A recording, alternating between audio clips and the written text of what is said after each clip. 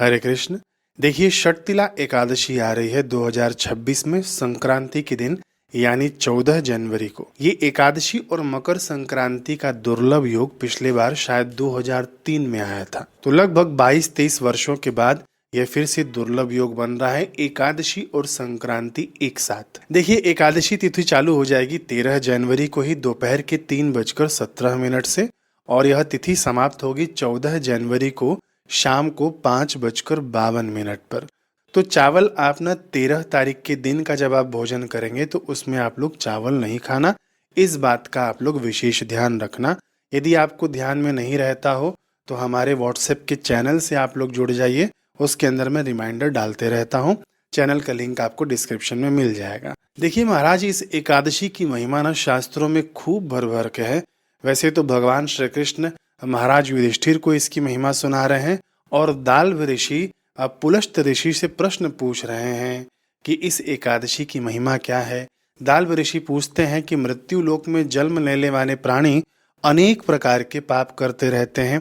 वे ब्रह्म हत्या और गौ हत्या आदि पापों से युक्त होते हैं, दूसरों का धन चोरी करते हैं, दूसरों की बुराई करते हैं, निंदा करते हैं। तो देखिए, जो लोग दूसरों की निंदा करते हैं ना, वे भी एक पाप की श्रेणी में आते हैं। तो हे ब्राह्मण, वे नरक में जाने से कैसे बच सकते हैं, ऐसे पापी लोग भी, और बिना अधिक परिश्रम किए कैसे बच सकते हैं वह बताइए। यानी आप ऐसा उपाय बताइए जो बड़ा ही सहज हो, सुलभ हो, और सभी संसार में रहने वाले व्यक्ति इसे कर सकें। तब ऋषि पुलस्त ने उत्तर देते हुए कहा कि हे महाभाग, बहुत सुंदर तुमने यह उत्तम प्रश्न किया है, क्योंकि यह बात न खूब गोपनीय है। जो मैं आपको विधि बताने जा रहा हूँ, जो आपको तिथि की महिमा बताने जा रहा हूँ, वह अति दुर्लभ है और गोपनीय रखी गई है, जिसे विष्णु जी, ब्रह्मा जी और इंद्र आदि देवताओं ने भी किसी को नहीं बताया है। वह मैं तुमको आज बताने जा रहा हूँ, और वही दुर्लभ बात आप लोग इस वीडियो के माध्यम से सुनने जा रहे हैं। पुलस्त ऋषि बता रहे हैं कि इस दिन क्या करना चाहिए, इस दिन किस वस्तु का भोग लगाना चाहिए और क्या क्या नियम पालन करना चाहिए। वे कह रहे हैं कि नैर्वैद्यम कृशरम तथा संस्मृत्य नामना च ततः कृष्णाख्ये पुनः पुनः नैवेद्य के रूप में कृशर यानी तिल और चावल की खिचड़ी या तिल मिश्रित पकवान अर्पित करना चाहिए। अब ध्यान से सुनिएगा, यहाँ पर बात हो रही है एकादशी तिथि के दिन की बात है ना, कि भगवान को क्या नैवेद्य अर्पित किया जाए। तो यहाँ पर न खिचड़ी चढ़ाने की बात हो रही है। बिल्कुल, मैं यहाँ अपनी तरफ से नहीं बोल रहा हूँ, शास्त्र में जो लिखा है उसकी बात मैं कर रहा हूँ। और खिचड़ी भी कैसे?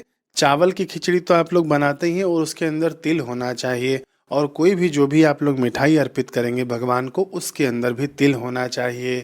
तो अब आप लोग प्रश्न पूछेंगे कि महाराज, एकादशी है तो क्या खिचड़ी चावल की बनाई जा सकती है? जी हाँ, बिल्कुल, खिचड़ी चावल की बनाई जा सकती है, और उसका भोग आप भगवान को लगा देना। भले ही आप सुबह में भोग नहीं लगाना, रात्रि को आप लोग भोग लगा देना बना के खिचड़ी, ठीक है। फिर वह खिचड़ी आप लोग दूसरे दिन थोड़ा थोड़ा प्रसाद रूप में ले लेना, ठीक है।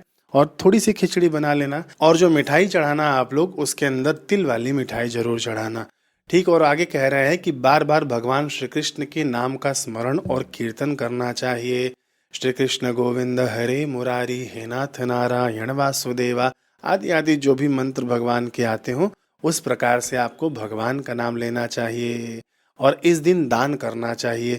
दान तो महाराज मुख्य है। इस दिन दान करते समय ऐसा भाव रखना चाहिए कि इस दान से भगवान श्री कृष्ण मुझ पर प्रसन्न हो।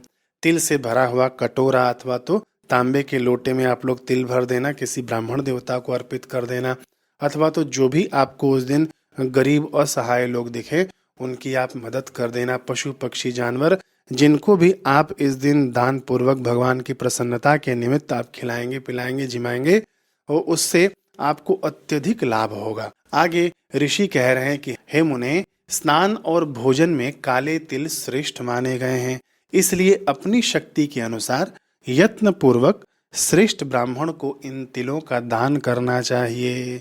और महाराज, शास्त्रों में तो यहाँ तक लिखा गया है कि इस एकादशी के दिन आप जितना भी तिल दान करते हैं, भले आप एक कटोरा दान करिए, एक मुट्ठी दान करिए, एक चुटकी दान करिए, तो जितने भी तिल आपने दान किए गए हैं उन तिलों को यदि बोया जाए और उस तिल के जो पौधे उगेंगे उस पौधे में जितनी शाखाएं होंगी और जितने तिल उत्पन्न हो सकते हैं उन शाखाओं से, उतने ही 1000 वर्षों तक वह दान करने वाला व्यक्ति स्वर्गलोक में प्रतिष्ठित होता है।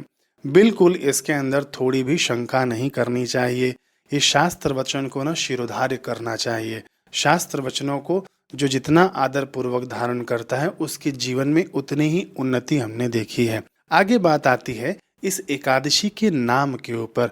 देखिए इस एकादशी का नाम षट तिला क्यों पड़ा? क्योंकि षट यानी होता है 6 प्रकार से इस दिन तिलों का उपयोग करना चाहिए। संस्कृत का श्लोक आता है, ये ऋषि पुलस्त ने ही उपदेश किया है, भगवान श्री कृष्ण ने ही बताया है कि तिल स्नाई तिलोद्वर्ती तिल होमी तिलोदकी तिल दाता च भोक्ता च षट तिलः पापनाशनः। अब इसका हम लोग हिंदी अर्थ सुनते हैं।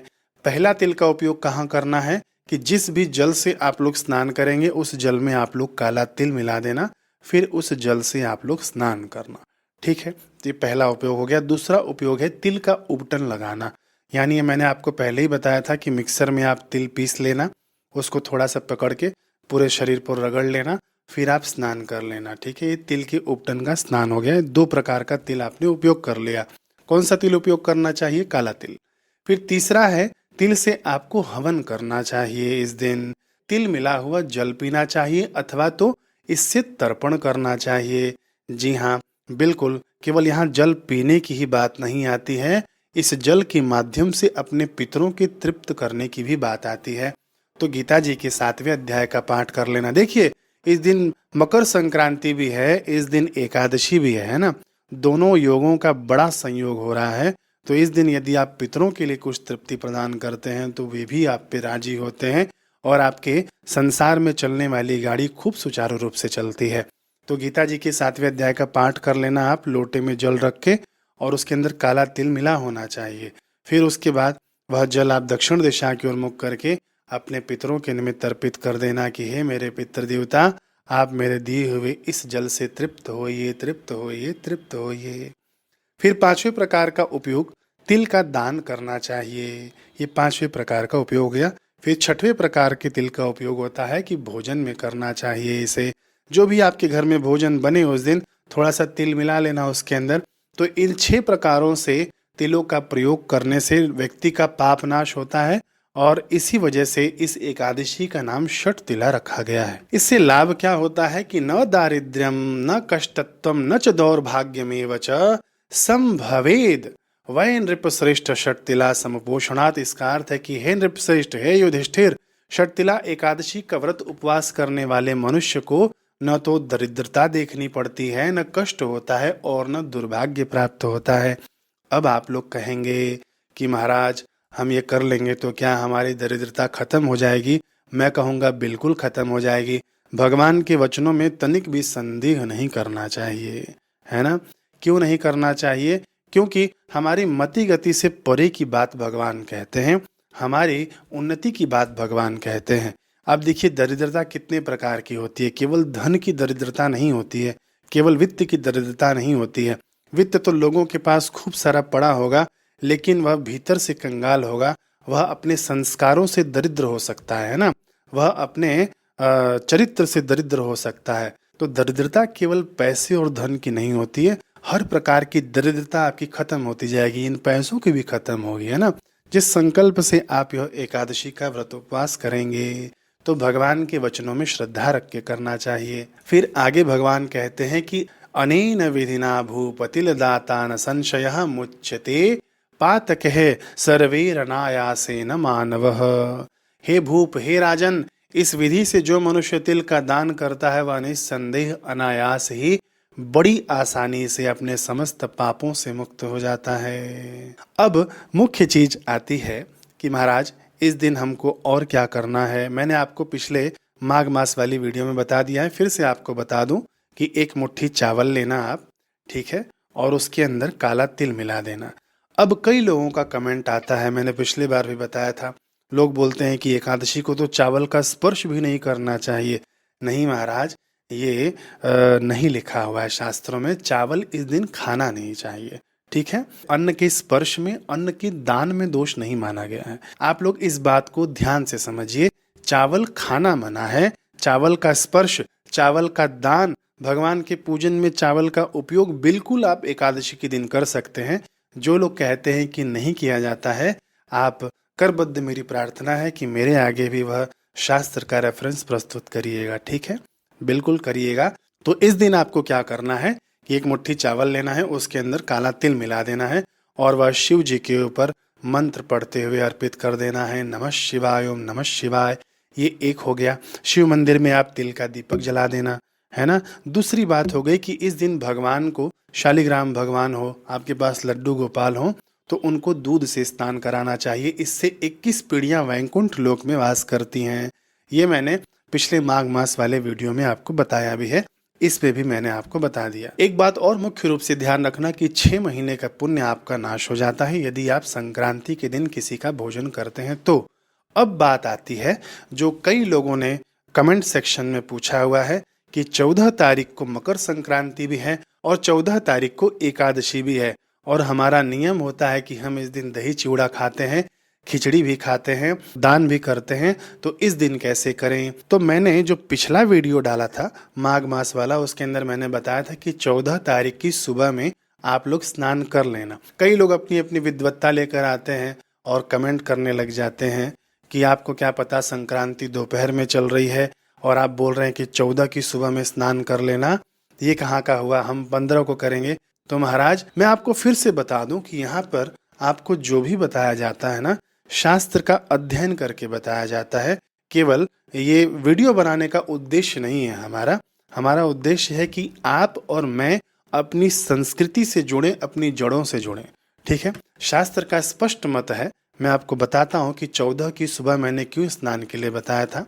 संक्रांति आपकी शुरू हो रही है दोपहर के 3:11 से। ठीक है, और यहाँ पर शास्त्र कहते हैं कि दिवा संक्रमणे पुण्यम दिनमेवतु रात्रौ तु संक्रमणे भानोर दिनार्ध स्नान दानयोः। इसका अर्थ होता है कि यदि संक्रांति आपकी सूर्यास्त के पहले ही शुरू हो जा रही है दिन में, जैसे कि 14 तारीख को हो रही है ना, सूर्यास्त के पहले ही शुरू हो रही है, तो दिवा संक्रमणे पुण्यम दिनमेवतु, यानी सूर्यास्त के पहले जब शुरू हो रही है तो वह पूरा दिन दान पुण्य के लिए विशेष माना गया है। समझ गया आप लोग। यदि संक्रांति रात्रि को शुरू हो रही है तो अगले दिन दान पुण्य स्नान के लिए शुभ माना गया है। इसीलिए कहता हूं कि शास्त्र अध्ययन करिए। केवल YouTube पर और रील्स में वीडियो देखकर आप लोग यहाँ पर आकर कमेंट मत करया करिए। ठीक है, खुद का अध्ययन हो, आप कमेंट करेंगे तो बिल्कुल मैं आपका स्वागत करूंगा। और जो ऐसे ही लोग आकर अनर्गल कमेंट करते हैं, कृपया वे भी शास्त्रों का अध्ययन करें। बाकी शास्त्र में दूसरी भी युक्ति बताई गई है। दूसरा युक्ति आता है 40 घटी, यानी लगभग 16 घंटा, है ना, 16 घंटा होता है। यह भी एक प्रयोग आता है, श्लोक आता है इसका कि मकरे विंशतिः पूर्वा पश्चाचत्वारिंशद्धटिकः। इसका अर्थ है कि अयन यानी संक्रांति में 20 घटी आगे पीछे पुण्यकाल होता है। समझ गए आप लोग, 20 घटी आगे पीछे यानी 8 घंटे। मान लीजिए संक्रांति कभी भी शुरू हो रही हो तो उसके पीछे 8 घंटे और उसके आगे 8 घंटे तक पुण्यकाल होता है। लेकिन जो मकर संक्रांति होती है ना, वहां पे 40 घटी का रखा गया है, यानी 16 घंटे पहले से ही पुण्यकाल शुरू हो जाता है और 16 घंटे बाद तक पुण्यकाल रहता है। समझ में आ गया आप लोगों को। तो मैंने जो आपको 14 तारीख वाला स्नान बताया है सुबह का, वो बिल्कुल गलत नहीं है। ठीक है, और जो लोग 15 तारीख को स्नान करेंगे तो योग उसके अंदर चालू ही रहेगा। आप लोग भी सही हैं, 15 को भी स्नान करिए, लेकिन संक्रांति का जो पहला श्लोक मैंने आपको सुनाया उसके हिसाब से 14 तारीख का स्नान माना गया है। तो आप लोग क्या काम करना कि 14 तारीख को भी स्नान करना, 15 तारीख को भी स्नान करना सूर्योदय से पहले। वैसे भी माघ मास में पूरा महीना सूर्योदय से पहले स्नान की महिमा बताई गई है। मुझे आशा है कि ये आप समझ गए होंगे। इतना सब न समझा के मैंने माघ मास वाले वीडियो में केवल इतना बता दिया था कि 14 जनवरी की सुबह में आपको स्नान करना है।